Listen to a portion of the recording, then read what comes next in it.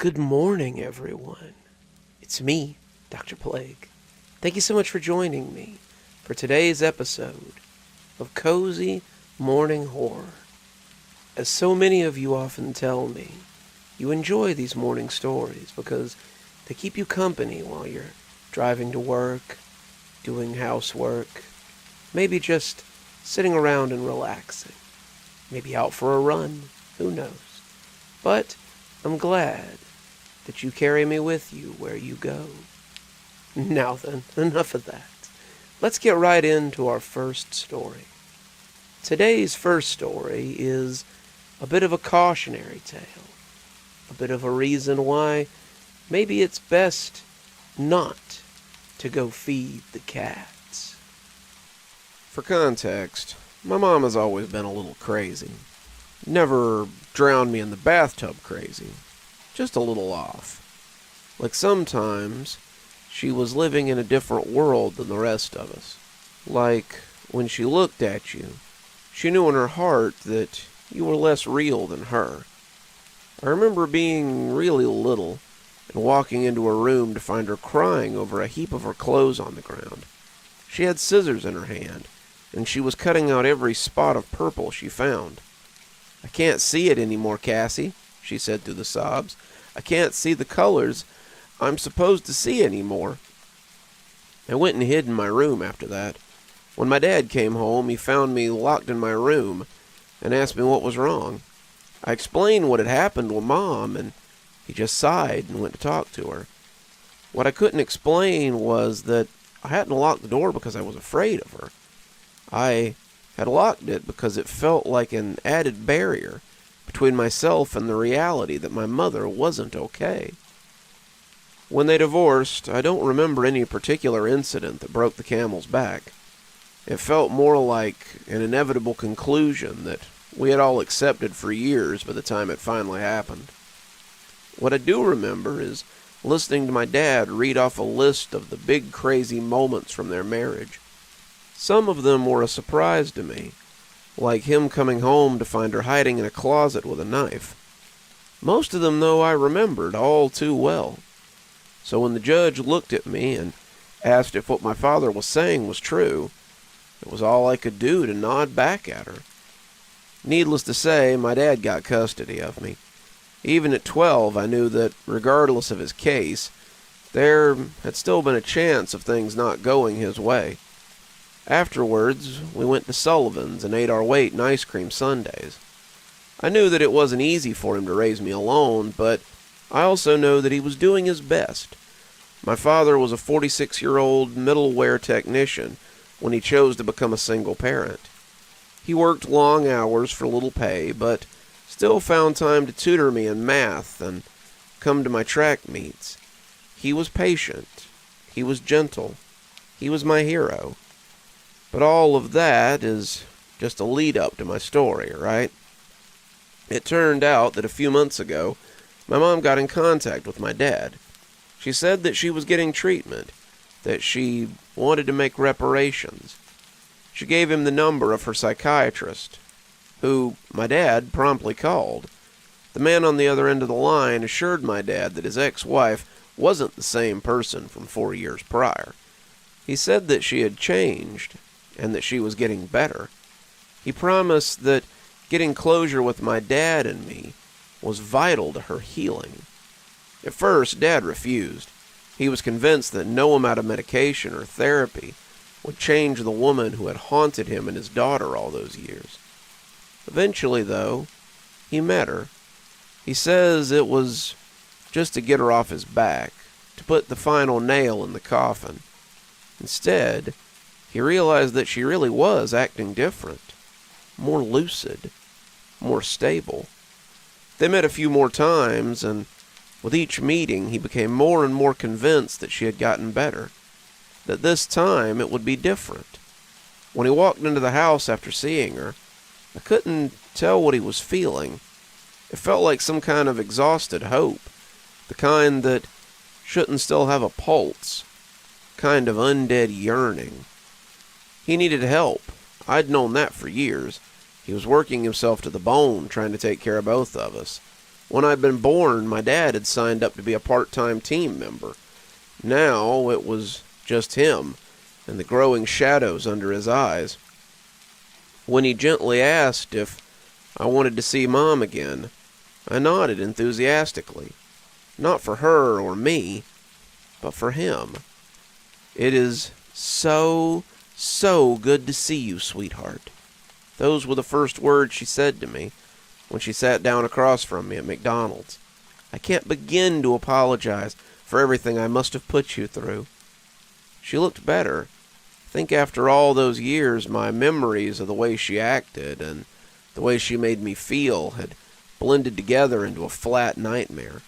The woman squeezing my hand wasn't scary. It even felt appropriately motherly, though it made my skin itch.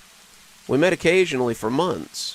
We were alone once or twice when my dad had to step out for a work call. When we were, she would tell me about her group therapy, about all the friends she was making. She told me that it took her so long to realize that her biggest problem was self-isolating. "It drove me crazy, being alone," she said, "but it's okay now. Now I'm not alone." Eventually, my mom asked Dad if I could stay with her overnight. He was clearly uncomfortable with the idea and told her that he'd have to think it over. All I could think about was the work retreat, the trips with friends, all the times that my dad had missed out on living his life to take care of me. All for me. And I thought that maybe, just maybe, if I got to a place where my mom could take on even a little bit of the burden, that he might have his life back. So I told him that I wanted to go. I begged him to let me stay with her. Eventually, he agreed. "I'll be here to pick you up at 7, he said, as he pulled my suitcase out of the car. He'd picked me up from track and drove me straight to the cramped apartment building where my mom lived. "On the dot. If you need me before, promise me that you'll call, okay?" I promised him, offering a pinky when he gave me a stern look. He locked it with mine and took a deep breath. "Your mother's trying," he said. "I can appreciate that. I can even respect it. But I will drive my car through her front door if it means protecting you. Understand?" I laughed at the image of his scuffed Nissan hatchback smashing through the bricks and the drywall. I squeezed his hand. The evening was fine to start with. Her 2-bedroom apartment was neat and tidy, if a little small. It had a smell, too, like the ghost of something rotten hiding in the walls. But she let me put whatever I wanted on the TV. She even brought popcorn and soda for us to eat on the couch while we watched a police procedural. When I heard the oven timer ding, I asked her what she was making, and she stood up to go check on it. "It's your favorite, honey. Tuna mac." I felt the heat drain out of my face just a little. Tuna mac wasn't my favorite. I don't think I'd ever eaten it before that night. But I told myself to shrug it off. It had been years, hadn't it? It was all right for her to have a little misplaced memory. That alone didn't mean that anything was wrong. The phone buzzed with a text from my dad. "All good?" he asked. "You're such a worrywart," I responded, after giving his question a thumbs up. We ate at the table as the procedural show wrapped up. I felt like we should be talking, sharing, but there wasn't much to say, really. The absence of conversation stretched between us like a tightrope, but we didn't dare step onto it. As I scraped the last bit of tuna mac from my bowl into the trash, Mom told me that she had picked out a movie she thought we'd like. I agreed to it and sat on the couch as she put the disc in.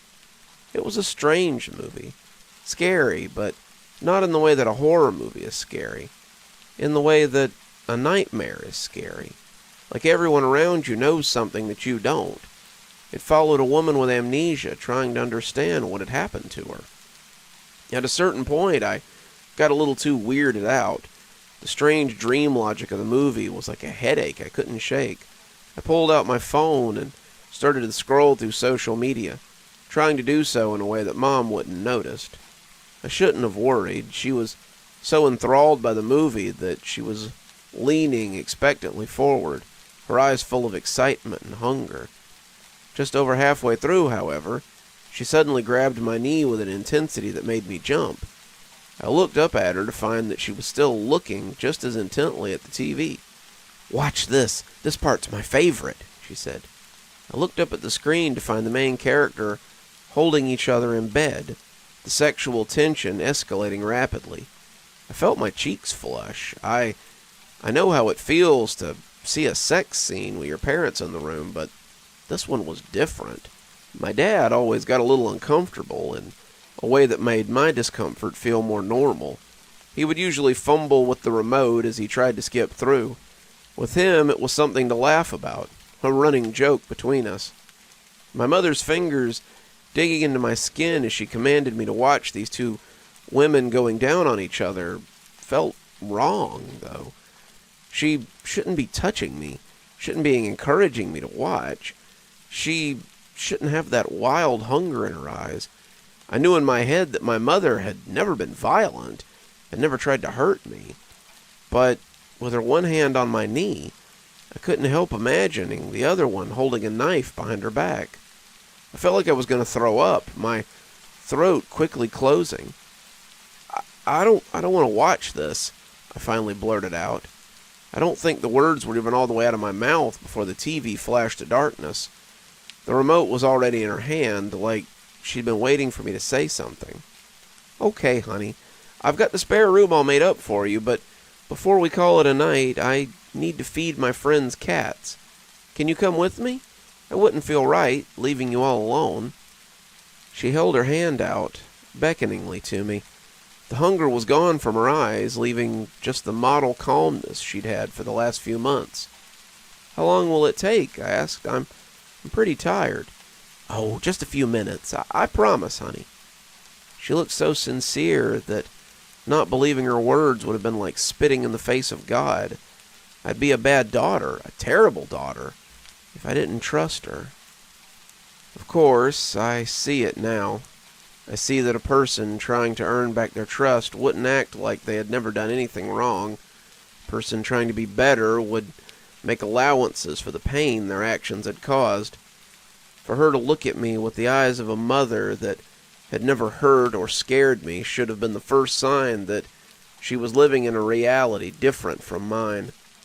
But I didn't. I couldn't see that then. So I got in the car.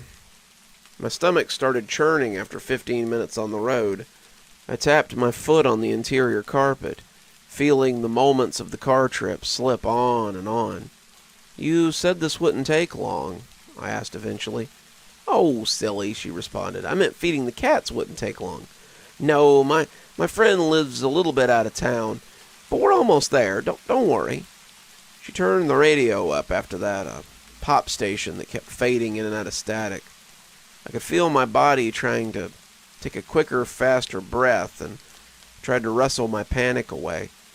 I tried sending my dad a quick checking-in text as we turned off the highway, but the phone buzzed a moment later to tell me the text could not be sent.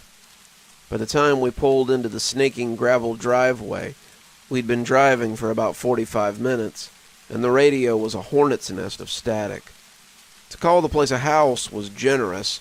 It was a cabin nestled in some deep woods on the outskirts of town, the kind where you can just tell that the owner declined electricity and running water for the sake of independence.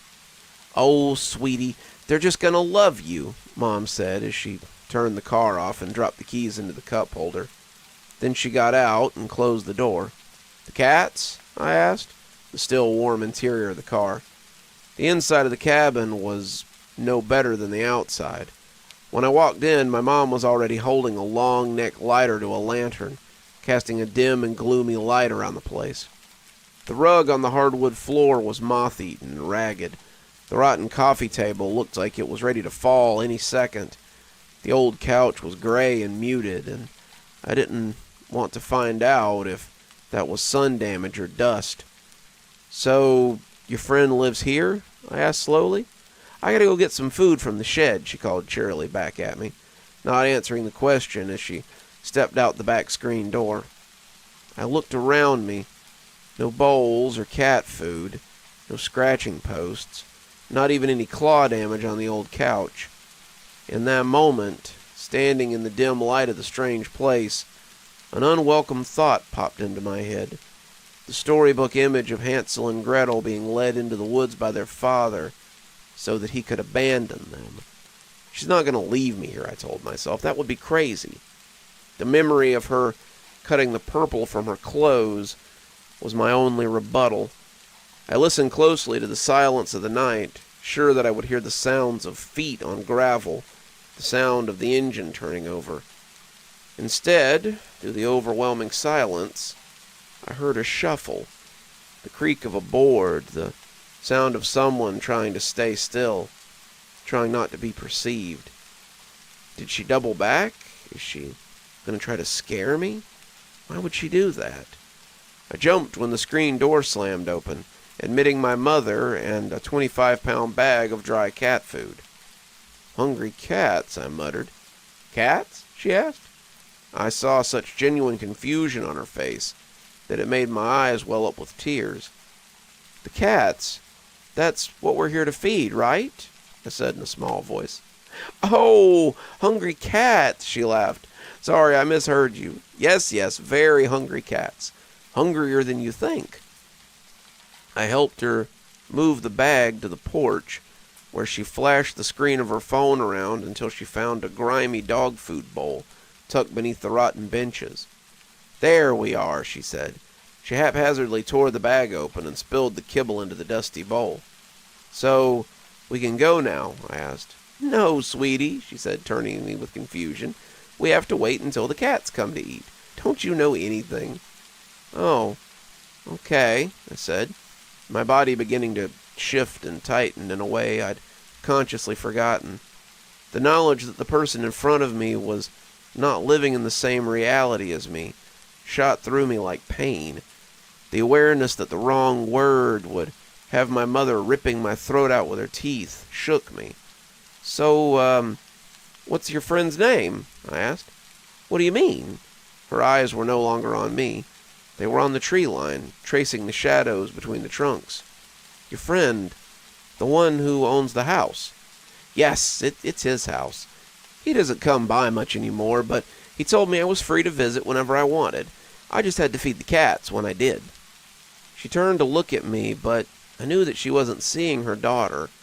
Her eyes drifted around me like she was evaluating a statue or a cut of meat. I looked away from her instinctively. I traced the same trees with my eyes, knowing that her unrelenting stare was on me all the while. Out of the corner of my eye, however, I caught movement. I concentrated on it. Without looking, I realized that I was seeing the shed where the food had been. The roof had caved in, like the victim of a violent crime.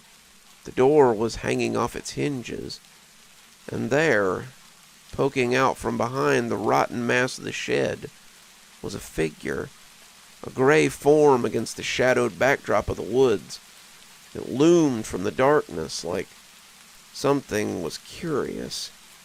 "I know we might be here a while, waiting," my mom said, her eyes still on me.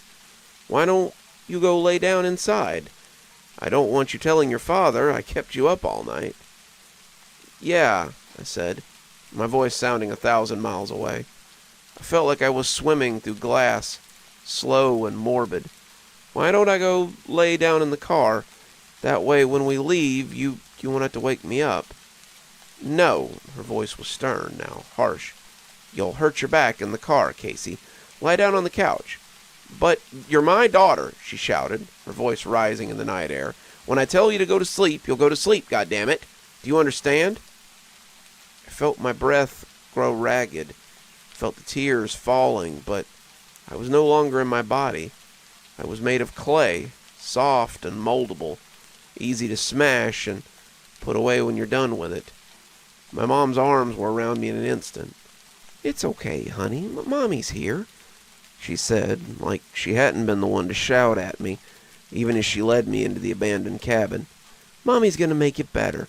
You just need to lie down, all right?"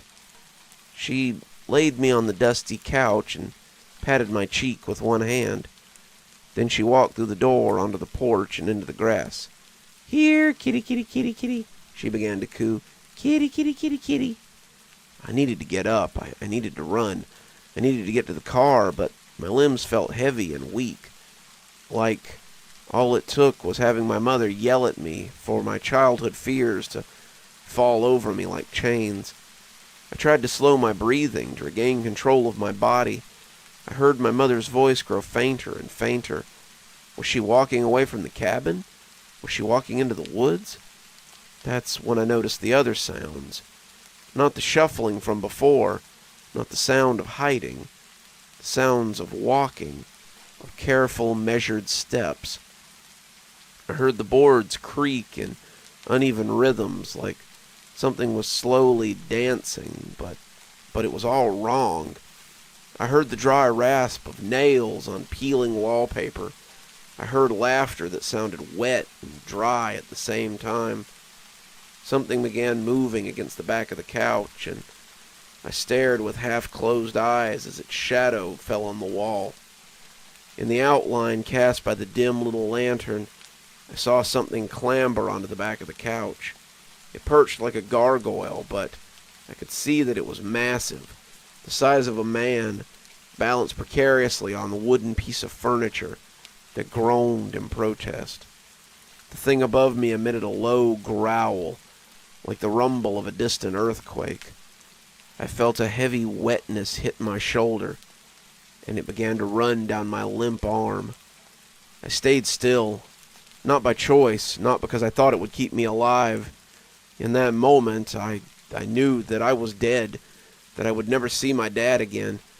I knew that I was going to be eaten or murdered or torn apart by whatever was drooling. And since I knew that to be true, I knew that there was no point in running, no point in fighting. It was over. All that was left was to accept that. "There you are, you nasty thing." My mom's voice cut through the tension like a flashlight through darkness. "Your friends are all out here. Don't worry, you can play with her later after she's had her nap." Through the slits of my eyelids, I watched as the shadow of the figure leapt heavily to the ground. It danced violently into view, spinning in slow, uneven circles before it came to rest on all fours by my mother's feet. It looked mostly human, but the proportions were wrong. The arms were too long, the knees bent at impossible angles. As it followed my mom through the door, it looked back at me. Where the eyes should have been were spheres of black glass. The surrounding skin was mottled and scarred in horrible twisting patterns. As it smiled, I saw that where the flat chiclet teeth should have been were instead sharp splinters of bone that seemed to bleed freely, long rivulets of bloody drool spilling onto the hardwood. It cocked its head at me, the black glass looking into my soul. Then it leaned its head back, inhaled long and deep, and followed my mother through the door. "Good kitty," I heard my mother say from the porch. Her voice was drowned out by the sound of dry food being shattered by sharp teeth. The back door, that was all I could think of. That rusted screen door was my only hope of escape. I slid myself off the couch as quietly as possible, my knee landing softly on the tattered rug. I stayed low to the ground and crept around the couch, stepping only on the boards that looked steady.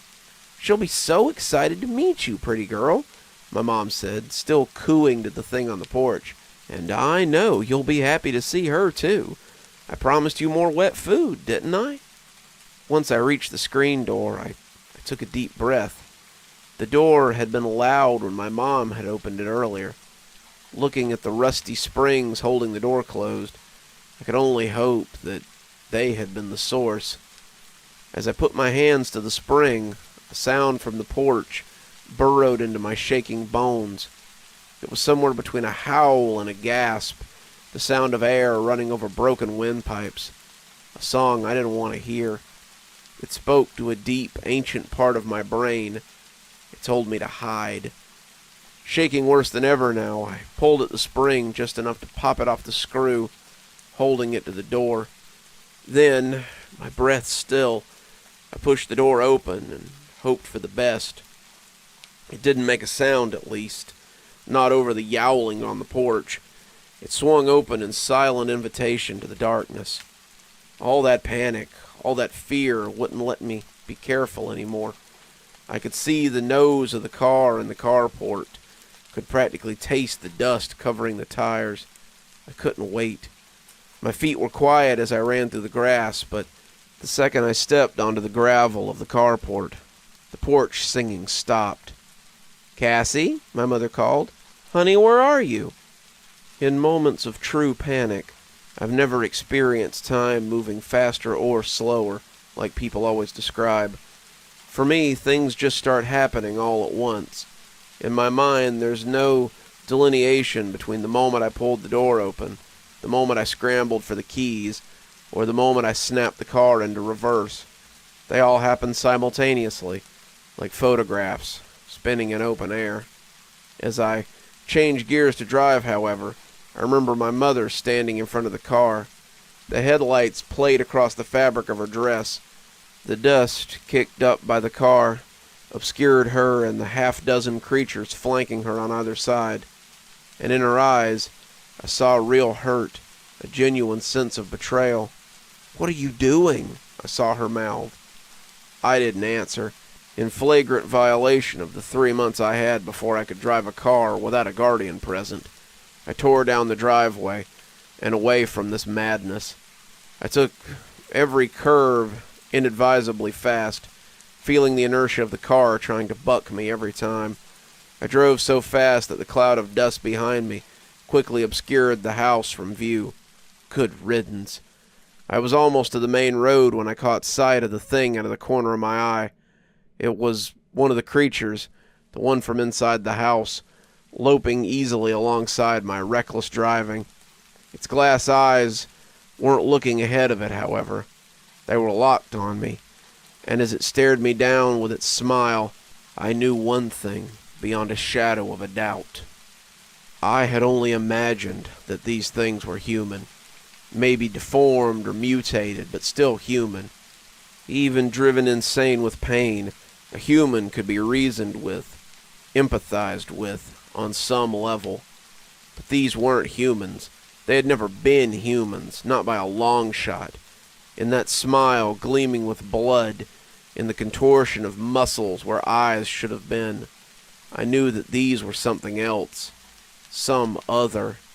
That wasn't the shape of a human becoming an alien, but of something alien trying to become human. Only it had gotten the details wrong. I exploded onto the paved road and took off in what direction I thought the highway had been, keeping an eye out for the creature. I saw it pacing along the rooftops, tracking me through the flickering sodium vapor lights. By the time I hit the highway, the thing seemed to be gone, but I couldn't be sure. I think that was when I realized that the tears were shattering on my thighs, that I was gasping in air through sobs.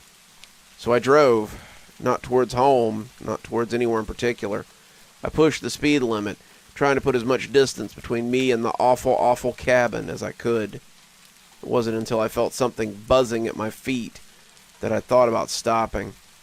In the chaos, my phone had fallen to the floor. I grabbed at it and saw that I had a dozen texts from my dad and 20 missed calls. My tears changed then, no longer those of an escapee. They were the tears of someone about to be rescued. I pulled into a rest stop and called him, sniffling. I tried to explain, but before I could, he cut me off and asked where I was. I read him the address of the stop. "Tell me everything," he said. I could hear him getting into his Nissan. So I did. I told him everything. I know that in stories like mine, the teenage daughter always holds back details, so she isn't thrown in a mental hospital.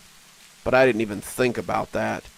I told my dad about the movie, about the tuna mac, about Mom saying that she just had to go feed some cats.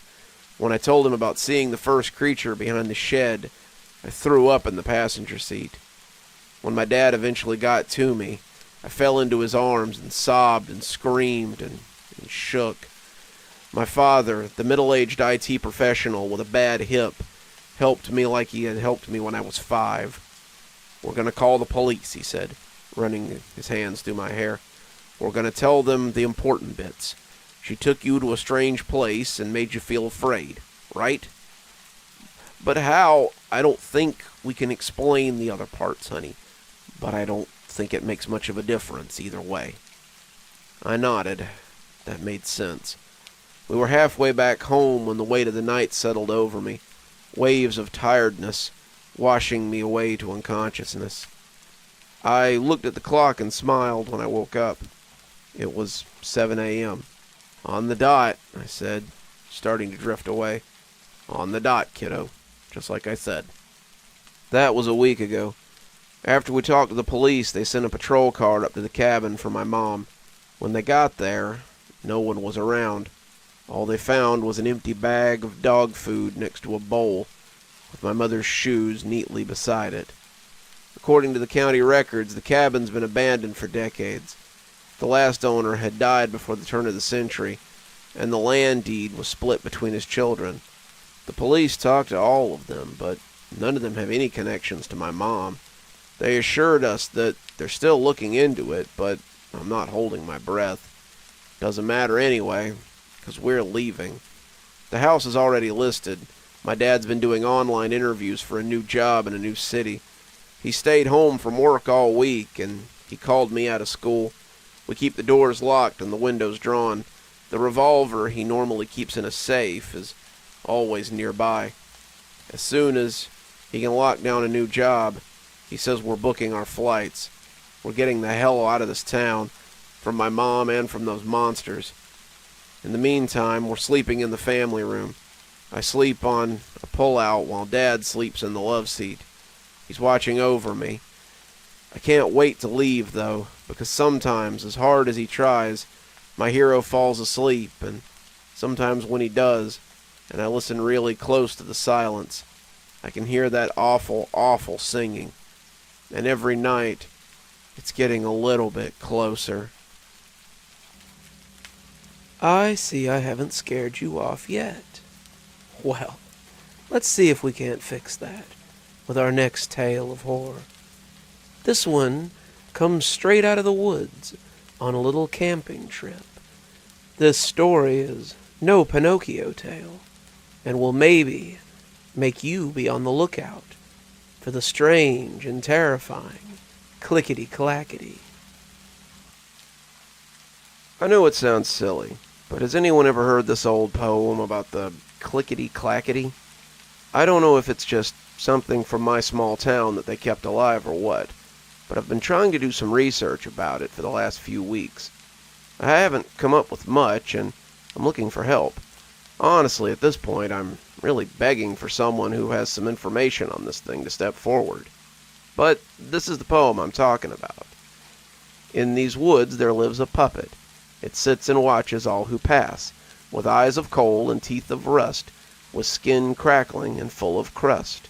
With wiry limbs, brittle as spent glass, it moves with subtle creaks and cracks. So if you're ever in the woods and see a puppet sitting near, do not look at it, no matter your fear. Just pretend you're okay. That's truly all I can say. In these woods, there lives a puppet. For some context, I live in the southern edge of Wisconsin. My family has always been pretty savvy when it comes to camping, and it was a big thing for my brother Paul and I growing up. We always had fun during family camping trips. But flash forward 20 years, and my parents have since passed on. There was a bad car accident, and the loss hit us unexpectedly. So, as a little remembrance trip, my brother and I had planned a final journey up into the woods that our family had frequented. It's up near the town of Clements, Wisconsin. It's where my family had always camped, but this time we were going in deeper into the woods, just to have a little extra privacy from the normal campground tenants. Plus, we were planning on getting a little drunk, so we didn't want any officers kicking us out. So, we made our plans. We were going to meet at 3 p.m. on Friday afternoon in the parking lot of the Clements Park campground, after which we'd head up north for a couple of hours. We'd found a decent spot in a clearing through Google Map, and we wanted to check it out. After all was said and done, the plan was to head back to our cars on Sunday afternoon. It was just a dumb, drunk, grieving kind of weekend getaway. We both wanted to talk things through, but neither of us could really be described as the going through armchair therapy sort of people. This is just how we handled things. But once Friday came around, things immediately went south. I'd parked my car in the run-down dirt lot of the Clements Park around 2:30. There were a few scattered cars of other campers littered around the dirt field, but nothing really of note. In a way, I felt relieved that I wouldn't have to exchange pleasantries with any old family friends. But although I didn't see any familiar people, I did see familiar faces. The trees that had stood tall since I was a kid still remained in their proper places. They held on rebelliously firm to their plots and were left untouched by time. If anything, they had appeared larger to me that day. They had loomed over me with an intensity that I hadn't felt in years. Either they had grown larger, or I had felt much smaller. With a deep breath, I took in the strong, nostalgic smell of the cypress and pine trees that filled the woods. It had always amazed me that the memory could be triggered so heavily with scent. The smell of fresh trees and dirt had taken me back to simpler times of life, when you entrusted your whole being to the care of others, when you were so little that your parents had seemed unstoppable by the forces of nature. You felt carefree because your parents could protect you. You never had to worry about yourself. Now that I was an adult, I knew that whole premise was faulty from the start. When death arrives, it arrives. It doesn't matter how much experience or wisdom you have. It has always, and will always, take what it wants. After a few minutes, I checked my phone and saw 2 unread text messages from Paul. He wrote that he was going to be a few hours late due to work, but told me to just go ahead without him. He said he'd meet me at the clearing sometime in the evening. I remember feeling disappointed in him. I know it wasn't his fault. He had a rough job. But this was supposed to be our time together. Our time to BS and get everything off our chest. I knew that at the end of the day, there was nothing I could do about it. I just thought, whatever, and kept moving about with our plans. I walked behind my rusted little Honda Civic and popped open the trunk. What was inside my beaten-up sedan was worth more to me than my entire life's work. Right in front of me lay the same beaten-up rucksack that my dad had always taken with us. When he passed, my brother and I found all his camping gear still prepped and ready to go in the garage. At that point, we hadn't camped together for at least a decade. As a man, I held back tears as we found it. I think Paul had too. "Hey, Dad," I remembered saying as I picked up the heavy bag. "We're going on another trip together. Paul will be here soon." I looked towards the dirt path leading deeper into the woods and knew it was going to be one hell of a trek forward. It was pretty well known in our town that the trees in Clements Woods weren't exactly easy to travel through. There were thick patches of dry, rotted tree limbs that had entangled and knotted around each other. One bad foot placement, and you'd end up snapping more than just tree limbs. With that in the back of my mind, I started my journey. The first thing you have to pass through is the standard campsites. They were full of beat-up trailers and half-assed tents. We called most of the trailers out there the regulars. They pretty much lived out there during the summer. They were good people, just a little odd. Once you got past most of them, you finally hit the start of Clements Trail. It's less of a sanctioned path and more of a dusty foot trail. Years of fishermen coming and going had created a thin line of dirt that my family had enjoyed walking through for well over a decade. My brother and I walked down that exact path time and time again with our parents. It was basically a mile loop around a lake that happened to find itself surrounded by jack pines and red cedars that had made up the bulk of Clements' ecosystem. Past that was relatively untouched land. Now, was it legal for us to camp out past the sanctioned areas? Probably not. But what conservation officer would head several hours into the woods on a hunch there might be some buffoons grieving out there? So I pressed forward, continuing northward as I went into the depths of the tree line. Before I knew it, the Clements campground were out of sight and out of mind. During my hike, I used the sun as my marker and kept a good pace. I was actually a little ahead of schedule without having to keep pace with Paul. Incredibly, it was just over an hour of me walking due north that I started noticing something. There was this odd creaking noise coming from the distance just beyond me. It didn't sound like much of anything at first, just kind of like a tree cracking in the breeze. But when it kept happening, always the same distance away and always directly behind me, I started to get an odd feeling creeping up against the back of my mind. Yet every time I turned around to look at whatever was making that noise, I'd see the gentle swaying of green leaves overhead and the sand-colored trunks of the cedar trees, and nothing else. So every time I got that odd feeling running up my spine, I'd turn around and see nothing, then just keep marching on. This happened over and over again. It wasn't until I got to the clearing that something else popped into my head. I hadn't heard a single bird call that entire walk. Aside from the creaking of tree branches and the whistling of the wind, it had been dead quiet. But once again, I pushed it out of my mind. I shifted my focus to setting up the campsite for Paul and I. The clearing we had chosen was perfect. It actually looked better in person than it did on the overhead view from online. It was an almost perfect circle of grass, surrounded by a dense woodline. You could see the sun overhead, casting its dim glow from just over the top of the green canopy. I relaxed my mind a bit, now that I had gotten safely to our makeshift campsite. I went through the mental checklist of everything I had to prepare for the night. I started with the fire. I collected a few big stones that littered the forest floor and formed a little rock pit in the dead center of the clearing. Shortly after that, I made a big pile of dry firewood that I had found scattered around the ground.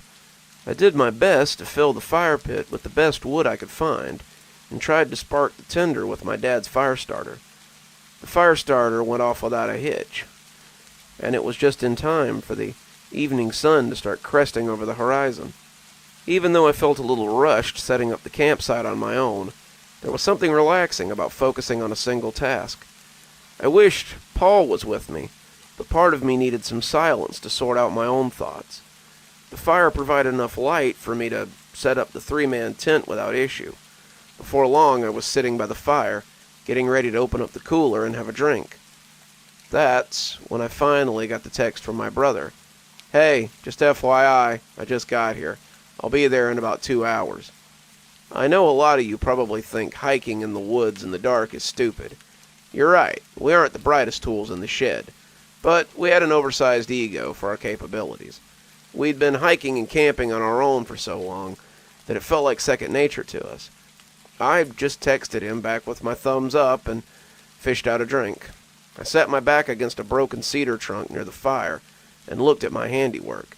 "Here's to you, Mom and Dad," I muttered, before having a sip of my drink. Before I knew it, the cans had gathered next to me, and my eyes had gotten heavy.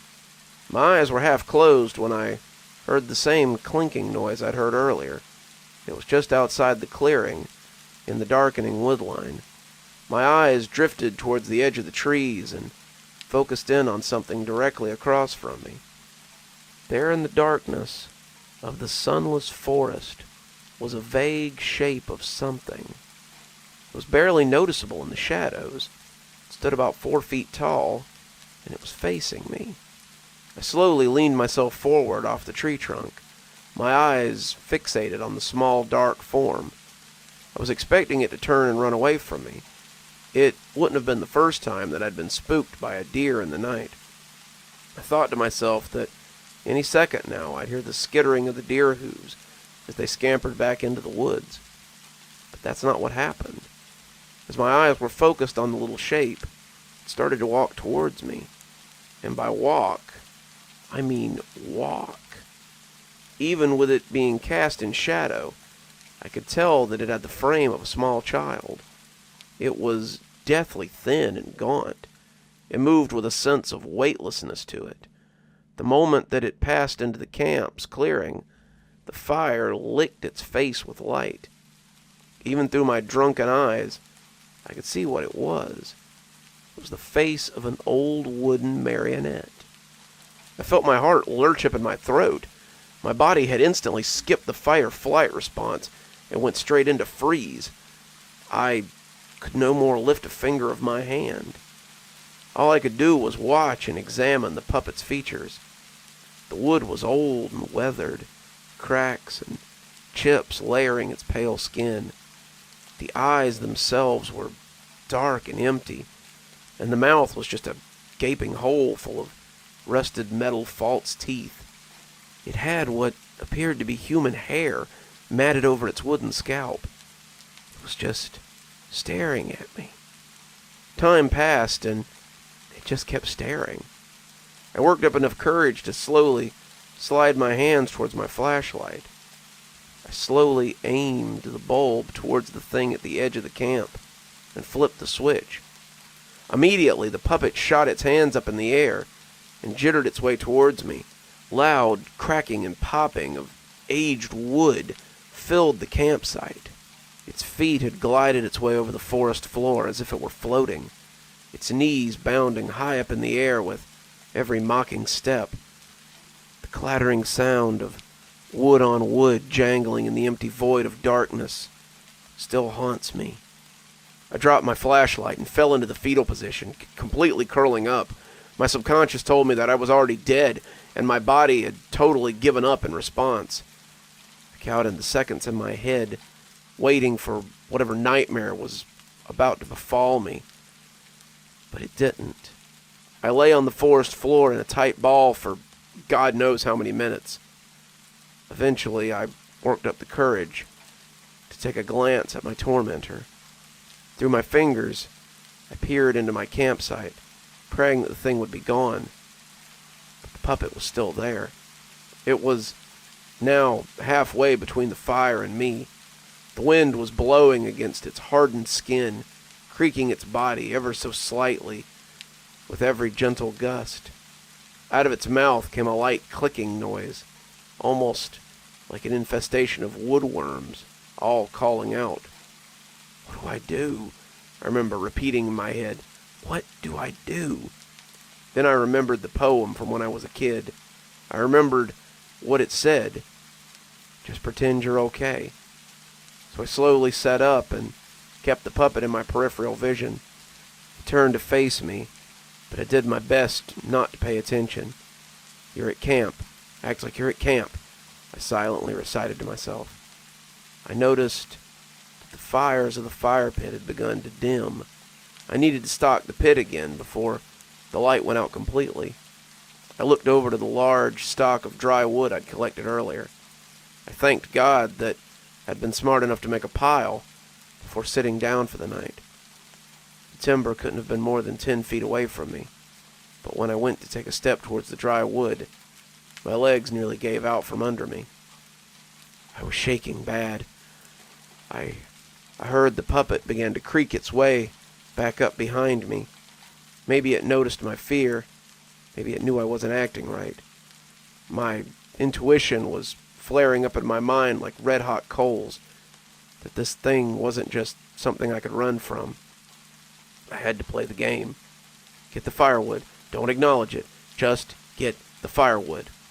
I straightened myself up and walked as casually as I could over to the bundle of fallen tree branches and limbs. I picked up a large handful and turned around. The marionette was standing just behind me, its coal-black eyes looking at my face. The clicking noise that was escaping its mouth sent a nearly uncontrollable fear through my body. But I pressed on.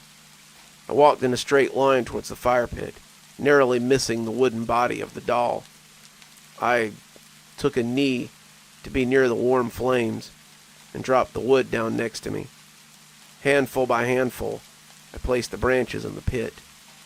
The creaking of the doll had made its way over to my side as I stoked the flames. I glanced down at my thigh as the doll placed its thin, rotten hand against me. At that moment, I wanted to jump up and run away as far and as fast as I could, but instead I ignored that feeling. I ignored it as the tears welled up in my eyes. I took a stand near the fire and gathered my strength. I closed my eyes and took one last breath of night air before walking over to the tent. As soon as I walked into it, I zipped the door closed behind me. I saw the silhouette of the puppet standing right on the other side of the plastic sheeting, illuminated by the fire behind it. I finally cried. In hushed tones, I cried as long as I could remember. I went to look at my cell phone, let my brother know not to come down there, to tell him to go back to his car and get the conservation officer out here as soon as he could. But when I reached for my pocket, it hit me. I'd left my phone outside near the broken tree stump. I glanced back out at the shadow just outside my tent. It was facing me. It felt like it could see me through the thin layer of fabric that lay between us. I tried to gather up my courage to walk outside my tent and grab the phone, but I couldn't. I just sat there in my tent until I heard footsteps walking up to the campsite. "Hey, Jules, you up?" I stayed silent as Paul called out to me. "Sorry I'm late, but..." "What the hell is that?" he gasped. I heard the panic in Paul's voice. I watched the shadow as the puppet turned to face him. Its arms and legs jerked violently in the air. Paul turned as fast as he could and ran out of the clearing. The puppet followed him with impossible speed. It glided, its dangling, flailing limbs in the air as it began its chase. Not even a minute later, I heard a horrified yelp and complete silence. I stayed in the tent all night, numb, broken, defeated. I just continually asked myself why I didn't say anything, why I didn't do anything. By the time morning came, I had left camp, picking up my phone and trying to dial Paul over and over again. There was never an answer. I left everything I brought in that exact spot. I never went back for it. I left those woods in a half daze that I've never recovered from. Before I knew it, I was back in the campground. I contacted the officers in charge of the area, and they conducted a search. They refused to listen to anything I had to say about what I'd seen. But the thing is, they didn't just dismiss it like I was crazy. It was like they'd already known what had happened and had refused to acknowledge it. We never found my brother. I could never take another walk in those woods either. I left the searching up to the police and the local volunteers. What I can do is ask a question. Does anyone know anything about the old Clickity-Clackity story? That rain sounds nice. Almost makes me want to take a little nap. Though, I certainly couldn't recommend it. Not in Grandpa's chair, at least. I tried to sleep, but I remembered the black skies, the lightning too. It was all around me. I remembered each flash as time began to blur. Each flash had lit him up that evening, revealing to me the ravages of his face, of his pale, disheveled, decaying body, of the clothes which had ages and ages ago been white, torn now in several places, yellowing and covered in stains. I had shuddered at the sight, tempted to shut my eyes, his eyes too, as they glared and kept glaring at me, through me. Ma hadn't seen him, as always. She had in fact floated right past the rocking chair that had once been his favorite spot to read, but to me, he had never been more real. He had been in the chair that day as well. One doesn't simply abandon an old favorite, after all. Hunched over, with limbs bent in awkward ways, and skin clinging onto bones for dear life. A grotesque, formless lump, a shadow. Yet he had been anything but quiet. The rumbling thunder had failed to drown out the sounds of his chattering teeth ringing in my ears. Had I imagined that look in his eyes? Had I imagined his raspy voice trying to call out my name? "Bordoizila is going home," Ma had whispered, standing by the kitchen window while smiling at the storm outside, at the trees flailing about in answer to the angry wind. I had known that name quite well, known just as well the havoc its owner was famous for wreaking wherever she went. Bordoizila, the newly married wind spirit, rushing through the towns and villages in her path, eagerly making her way back to her mother on her first trip home from her husband's house. That was the tale, told and retold for centuries within every house in Assam by wizened old mouths with tobacco-stained teeth, holding the attention of every child sitting there. I had inched closer and closer to Ma, the fear of the ghost getting the better of me, as it often did. Seldom had I seen such peace on her face as I saw at that moment.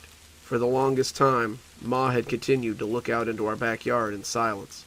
The wind had cried and howled, so loud I had tugged hard at her stole, insisting upon her presence, squealing to her how he had long been glaring at me. Much like on the occasions gone by, Ma had rolled her eyes. "Not this again," her gaze had seemed to tell me.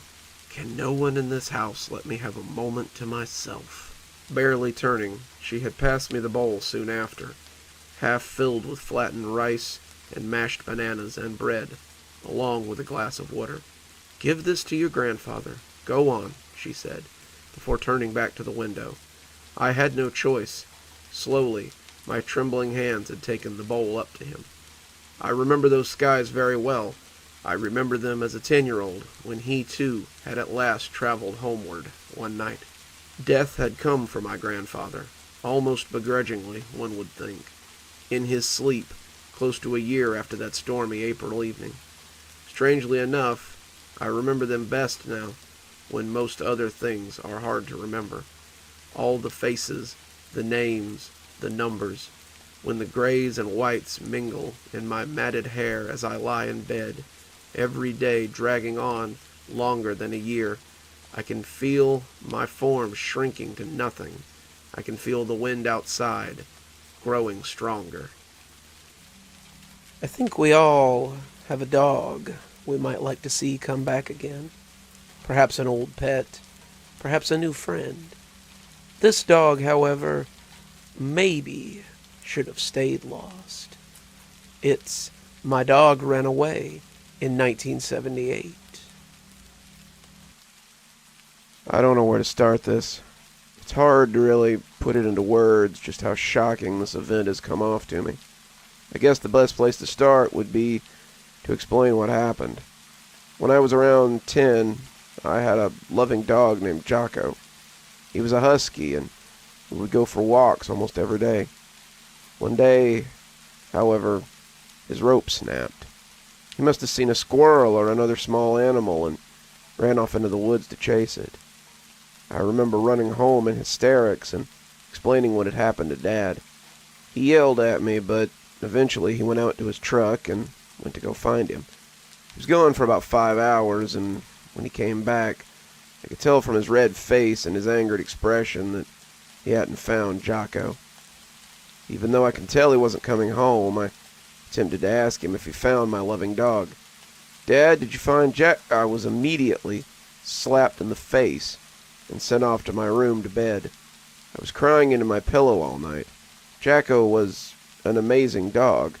I'd never loved something more until the night he ran off.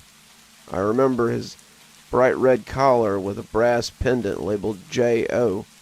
It had a little dog paw print above his initials. Fast forward to now, I'm 55 years old, and I've been working as a dentist for the last 21 years. I was going outside to collect the mail when I heard the sound of barking and twigs snapping. That was when I remembered Jocko. God, it had been so long since I thought of him. My heart was aching as I went inside and read through my mail. I spoke to myself as I went through all of it. Bill, more bills. Finally, the last envelope revealed itself. The paper was trimmed yellow, clearly signifying how old it was. It had an old red wax stamp that had been burdened with time. It was slightly chipped. I read the date on the envelope, 1978. I was confused. I decided to open it and was amazed to find a letter from my grandpa. Grandpa had died long ago when I was about 17. When I read the letter, each sentence made me feel more like crying than the last. "Hey, Felix. I'm really sorry about Jocko. He was a good boy. I'm sure he'll come back to you someday. He's probably out there chasing squirrels. I hope this letter reaches you and doesn't get stuck in processing or any of that. Sincerely, Grandpa." The last sentence broke the somber mood as I chuckled to myself. The irony of the situation, lightening my day as I started to get ready for work. I checked my phone, 6:34 a.m. I had work in about half an hour, so I went to get some coffee ready while I went to the bedroom. As I walked into my room, I was greeted with a sight that made me feel at home. My bedroom reminded me of my childhood. The ugly old wallpaper, the yellow-stained tiles, the amazing smell of mustiness, greeting me like a warm embrace. I was happy here. As I was getting ready, I heard more barking. I recognized it. I couldn't pinpoint how exactly, but something about it was familiar. As I finally walked out of my bedroom, I stopped in my tracks. I realized what it was and recognized the sound.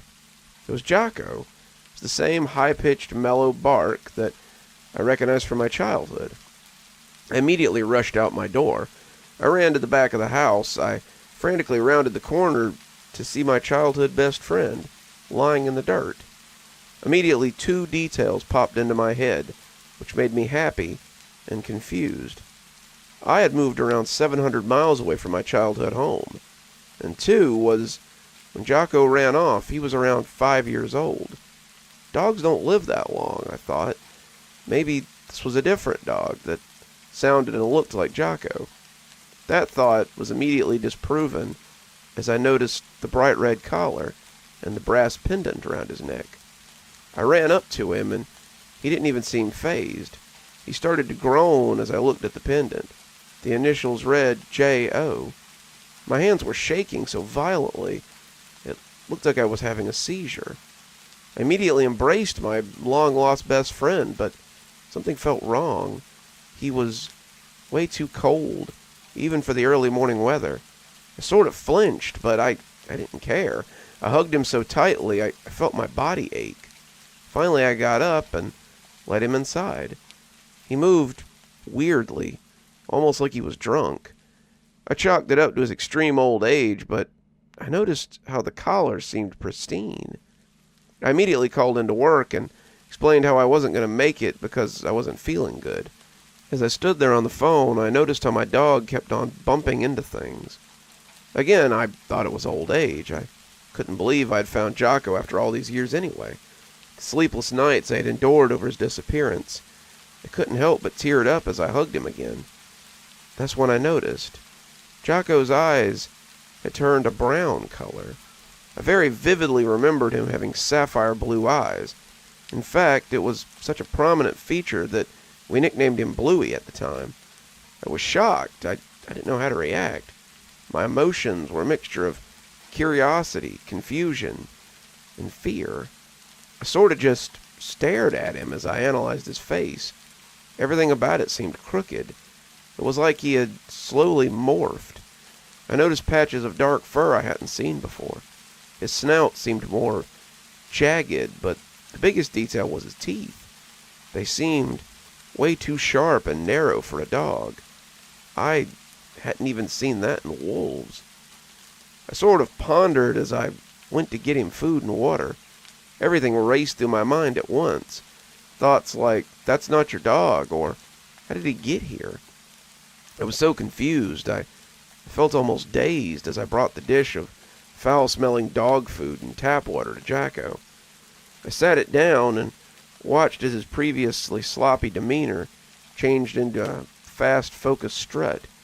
He elegantly waltzed over to his meal and proceeded to devour it within seconds. Must be hungry, huh, Jock? I said sarcastically. That joking mood changed into something serious as he glanced from his food and stared right at me. He was looking into my eyes as I glanced at him. As odd as it sounds, his eyes seemed human.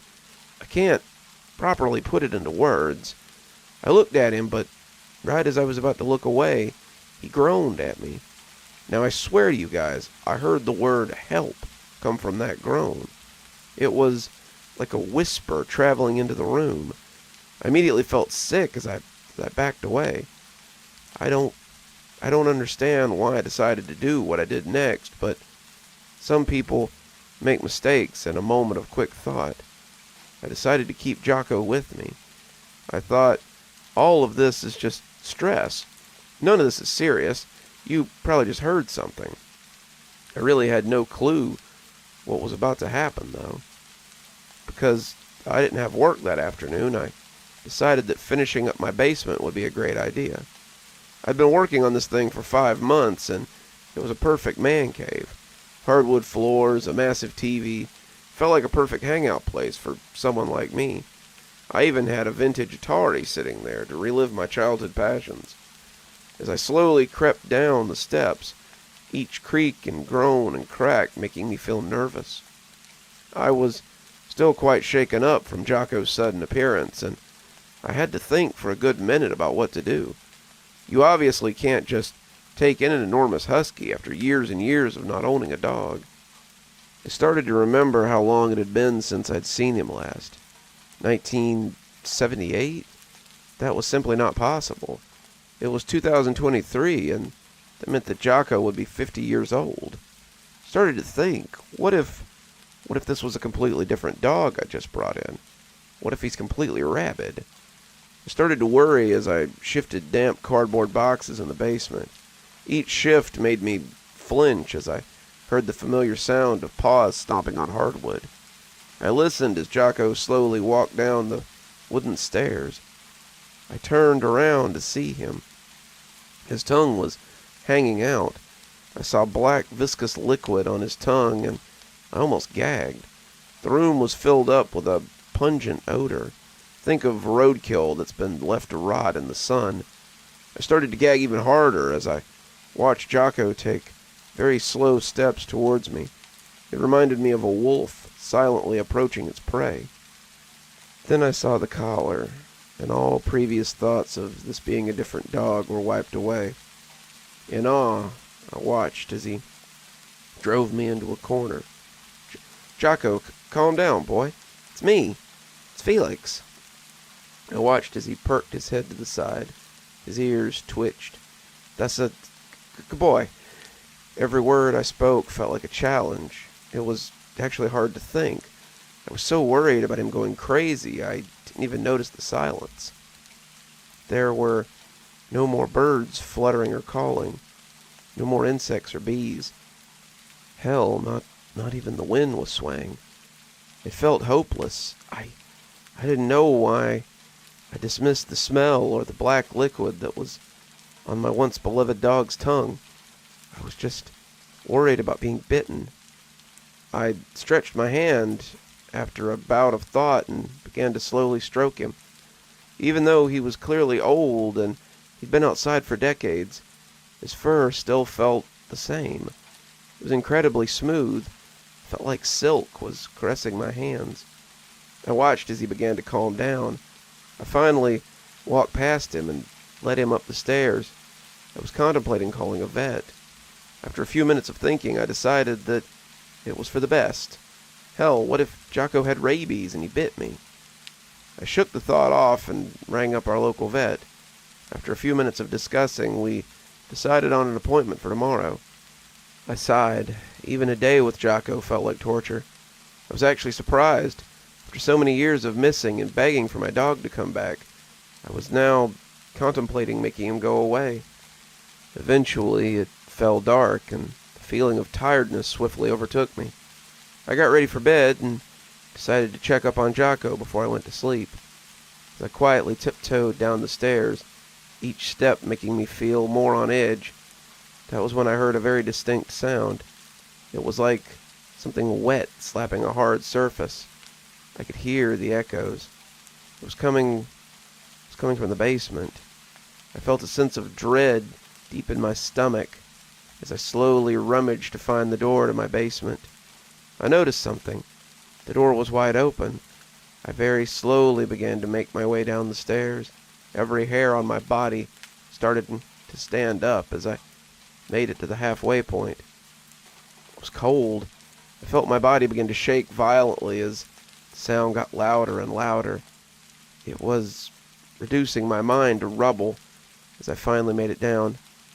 What stood in the corner of my basement was something that would haunt me, even as I lost my memories. Jocko stood there silently on his hind legs. He had something in his mouth. The moon illuminated him through the basement window, and it revealed the blood dripping from his teeth. Finally, I realized what it was. It was the collar of my dog. It had been ripped off of him and still had clumps of fur and parts of it on his neck. It had blood staining it. I immediately looked at this thing's neck and came to a horrible realization. That same collar was on its neck. This was not my dog that stood before me. I let out a yelp, and suddenly there was silence. My mind felt frozen as this thing turned around to see me. Its face was so horribly mangled I could see little bits of mange littering its face like spots of paint. Its eyes were black. I could see my own reflection in them, like a mirror. Then I watched as it dropped the collar, and now presumably my dead dog, as it slowly approached me. It walked like a human. I finally found the courage to get away as I ran. As I made it up the stairs and out the door, that thing chased after me. It slammed into my glass sliding door, making it shatter. It let out a horrible yelp. It stood between me and the only place I could now use as an escape. I did the only thing I could think to do. I ran up the stairs and went into my room. I slammed the door shut and locked it as I began to barricade myself with loose furniture. I ran over to my phone and dialed 911, the feeling of hopelessness and sorrow only slightly fading away as the feeling of another person speaking to me came on the line. 911, what's your emergency? Listen, my dog's gone crazy. I'm in my room right now trying to keep it away. It's somewhere in my house. I don't know where. Please just send help. I heard the sound of shuffling on the other end of the line. All right, sir. Make sure to stay on the line and keep out of sight, okay? Everything's going to be okay. What's your address? The sound of horrible screaming and rummaging began to litter the air like a pathogen as I continued. 178 Mangrove Drive. Please send help. I don't know how much longer I can bear this. That's when I looked out the window. I saw the face of my dog looking at me. I lost my breath almost immediately. Its face began to warp into a human. Its skin was white. It smiled at me. How was it this tall? Oh, God, my dog's looking at me. It wants to kill me. Please send help. Oh, my God. I told these things to the operator as I stared back at the thing. It put its unnaturally slender hand up to its mouth and made a shushing gesture. I screamed, but it didn't last long as I felt the elevating sounds of this thing's horrible chuckle.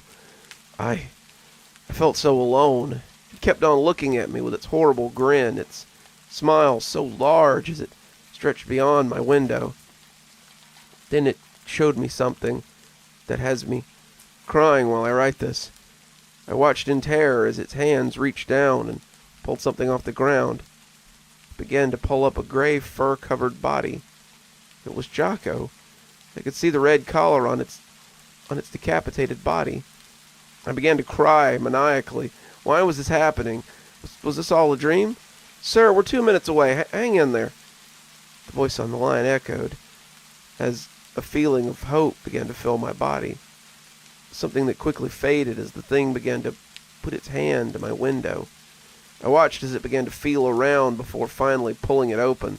The squeal of the window finally reached the top, and I began to sob. I was ready to accept death. It took the body of my mangled dog and threw it into the room. It landed at my feet, the blood pooling the carpet making it look like red wine had spilled everywhere. I began to embrace my long-gone friend in my lap as I watched the thing smile at me. I heard it stomp as it began to walk away. I didn't care for my life anymore. I sat there crying and hugging my dead best friend. "Jocko, no," I quietly uttered as I held him in my lap.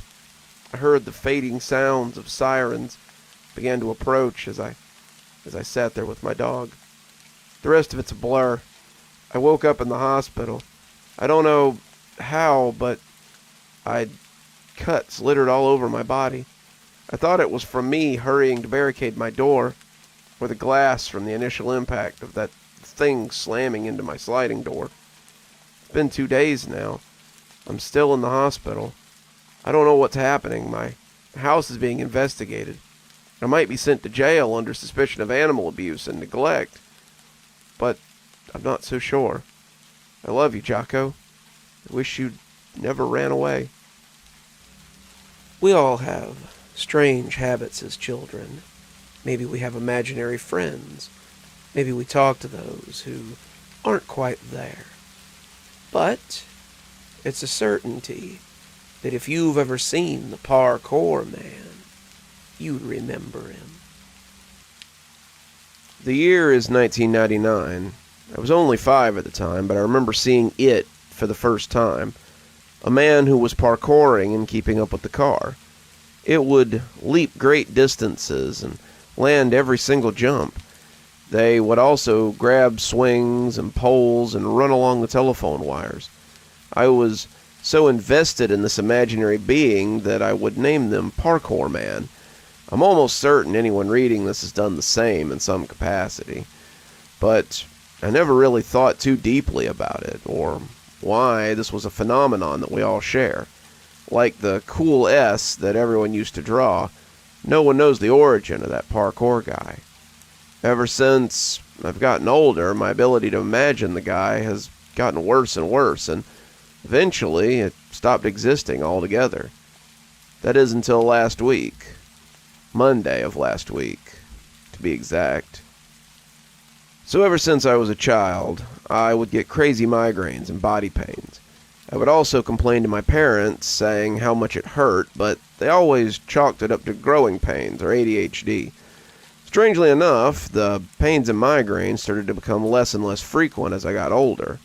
This was the same time I started seeing less and less of the Paurkor Man. Fast forward, and I'm now 29 and starting to get random pains and migraines again that I can't explain. So I did the adult thing and went to a doctor about my issues. They did some tests on my blood pressure and a urinalysis, and the doctor called me after a day or two. To my surprise, he told me I was just dehydrated and to drink plenty of water. I drink about 1 gallon of water a day. I don't know how I'm dehydrated. Eventually, my migraines became so frequent, my wife would be the one driving me around because I couldn't focus on the road with the pain I was in. Monday was when I started to see it again. The Paurkor Man jumping from streetlight to building and down. Graciously tumbling and climbing. However, he was different this time. The parkour guy I knew wore a ninja mask and wore black clothes, but this one was just a silhouette, and he was constantly staring at me. I looked at my wife as we were going to my next appointment to resolve the problem and asked, "Have you ever looked out the window of a moving car and seen one of those imaginary parkour guys running alongside?" "Well, yeah, I do vaguely, but my life was different when I was a kid, and I couldn't sit still. I haven't in a while, but I imagine I would if I had to ride passenger all the time." She laughed, and I laughed along with her. I didn't tell her that he looked different, or that it was staring at me, or that I saw him at all. The doctor that day was confused about how I was still dehydrated, and prescribed me pills that would help with water retention. My health has declined, and I was starting to feel weaker and weaker as the day went by. Each day felt like I was crawling to get by, and my energy was way down. 3 nights ago, I was awoken by a strange sound coming from the kitchen. My head was pounding and my mouth was dry and sticky. That sound was probably the migraines playing tricks on me, so I would get up and get some water, I told myself, to calm my nerves more than anything. I slowly stumbled to the fridge where we kept a gallon of filtered water for when I needed something to drink, and I also grabbed a couple of Tylenol quick releases to help with the pain. I put the pills in my mouth and drank so much water I had to gasp for air. After I closed the fridge, I heard another strange sound, but this one was outside on my back porch. My porch is about 30 feet off the ground because the house is built on a steep hill. I walked with one eye open to see what it was. I looked around with the blurry vision I had and saw it hanging from my porch, staring at me, though I could only see the top of its fingers and its eyes. Its face was always blank or blurry, but this time I could see its deep black eyes and pale skin. There was a sheen of water on top of its head. I slowly backed away, thinking this may be a hallucination due to fever or pain. I just went back to bed and tried my best to ignore it. The next day I got up and went to the kitchen for more water, and I looked at the porch. The door was wide open. There was no sign of forced entry either, only a single set of footprints entering the home and vanishing once it passed the rear door. Ever since seeing that, I had a strange feeling I was being watched, no matter if I was inside or outside. I could feel it watching me with those black eyes. Throughout the day, I kept experiencing the feeling of unease and dread. The day seemed to drag on, and now and then I would catch a glimpse of the man in the mirror or the glass. I had another appointment that morning and needed to leave. My headache had gotten worse, but the pain and fatigue had been getting better. While inside the car, I laid my head against the cool glass, which gave me a moment of reprieve from the heat and the migraine that I've been dealing with. I usually closed my eyes, but the feeling of being watched kept me from dropping my guard and sleeping. Looking through the window, I could see it standing in front of the car. This time, I got to see its whole face. Pale white skin with deep black eyes, but no mouth or nose. He only had holes on the sides of his head, which I assumed were his ear holes. Seeing it standing in front of the car shocked me to my core, and I screamed in terror. My wife tried to comfort me by showing me there was nothing there. She stepped out of the car and stood right where it did, and he disappeared behind her. "See, hun? You're just going through delirium due to dehydration. I love you. It's going to be okay." She spoke in a calming voice. However, I knew better. I knew it was real. I don't know what it wanted, but I could feel it was waiting for me to be alone. As we pulled away, I could see its blank, expressionless stare as it stood in our driveway, watching me ride away. As we traveled the old streets in the downtown section of my city, I would catch a glimpse of it, staring at me and not moving. It would be on top of a building. Cold, expressionless eyes would meet me and cause me dread and anxiety, as if it was there and there was nothing I could do. I tried my best to look away, but every time I would, it would show up in the center of my vision. I tried closing my eyes, but I could still see it in my head, staring. We arrived at the doctor's office, an off-tan building with a blue tin roof. A sign on the building in an orange hue declared it to be Mercy Medical Center, and it was shining with light. I felt my fear response speak in my chest, telling me not to enter the place, as I was going to die by walking in. The gates of Tartarus were standing in front of me, wanting me all the more. My wife tugged on my shirt and held my hand, guiding me through, her face shining through my fuzzy vision. With her help, I was able to get to my doctor and start talking. Before we started, I had to sign a few forms, which I couldn't remember what was for. An experimental drug, but it was supposed to help. This is a new type of drug meant to target the part of the brain that controls blood pressure and nerves. It seems that your blood pressure is really high, and this should bring it down. We can only guess that it's a hypertensive crisis that's been drawn out for a week, but Since the condition is pretty scary, we've been trying to get you into whatever we can to monitor you. I can give you a shot to take this medication, get it working now, and it'll last all day until around 6 a.m. He pulled out a syringe and plunged it gently into my arm. I sighed in relief as the medicine coursed through my veins. I could feel the pressure of my head reducing and the fuzzy blur starting to sharpen and fade away. I shook his hand and left with my wife. It was such a relief. I cried on the car ride home, being able to look out into the bright midday sky and feel the warmth of the sun on my skin without any of it being overbearing on my body. Best of all, it was no longer in sight, and the feeling of dread and overwhelming anxiety was fading into obscurity. Before we got home, we stopped at the local CVS to get the prescription needed. I got home, and the colors were brighter than normal, and everything felt better, cleaner, fresher. The lights in my room were clearer, and the smell of the home felt more crisp. Everything was fine, with no sign of it, and I just forgot all about it as well. I let my guard down. Last night, my dreams were a vivid tapestry of vibrant colors and motions that only Van Gogh could illustrate. It was surreal and amazing, however, this bliss that came to an abrupt stop when I was awoken by my wife's crying. "What's wrong, honey?" I said in a worried tone. The only thing illuminating the room was a soft green light shining from the alarm clock, saying it was 3 a.m. "It wants you, but you keep running. Why do you keep running?" she said. What do you mean?"